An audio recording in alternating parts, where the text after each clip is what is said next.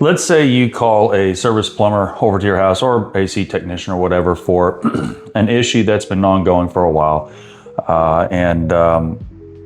It's something that's kind of weird, not just a pipe leak or something super obvious that there's no real need for heavy diagnostics. Do they ask a lot of questions about relevant questions and how it got to that point or anything like that? And then try different things, ask different things to try to figure out exactly what's going on. If they don't, then you may have someone that's just looking to offer you the most expensive repair or offer a solution that may or may not fix it, but it's going to definitely line their pockets.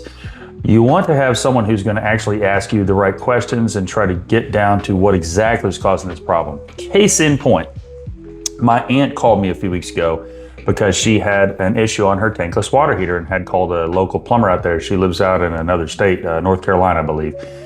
And her issue was sometimes when showering, the water would just go cold. She said it didn't really happen while using running the dishwasher or washing dishes or other things, but she said it happened then. So she called a plumber out there who came out, spent a decent amount of time there, also dirtied up her carpet because he wasn't wearing shoe covers, and they have red clay out there, so that kind of got nasty on her carpets, which obviously didn't make her too happy.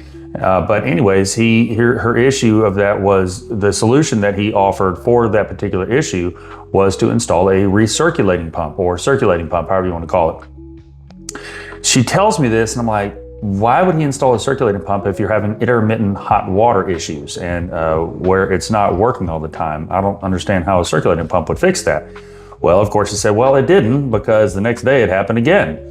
And I thought, yeah, because the circulating pump has nothing to do with the water heater. So I asked her a series of questions, as how long has this been happening? Is there any kind of consistency?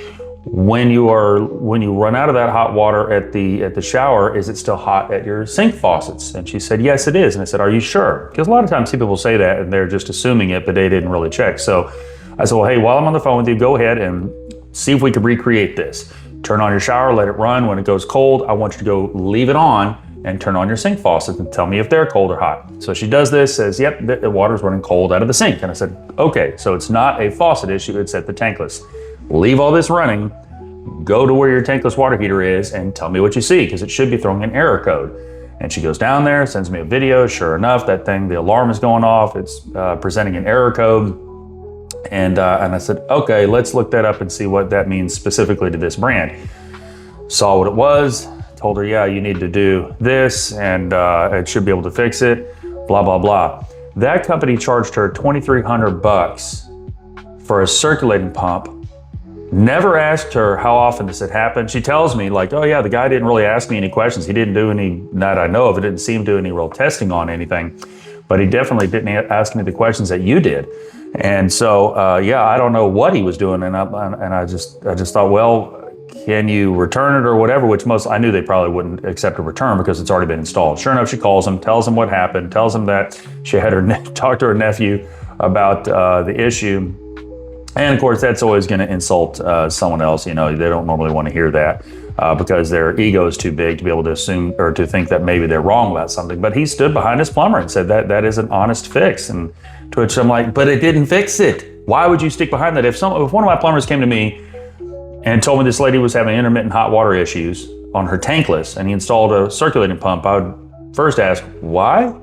And I even asked her, because a circulating pump is supposed to get hot water to the fixture quicker. And I said, well, how long does it normally take to get hot water to your master shower where this is happening? He's like, oh, about a minute. And I said, is that an issue for you? She says no.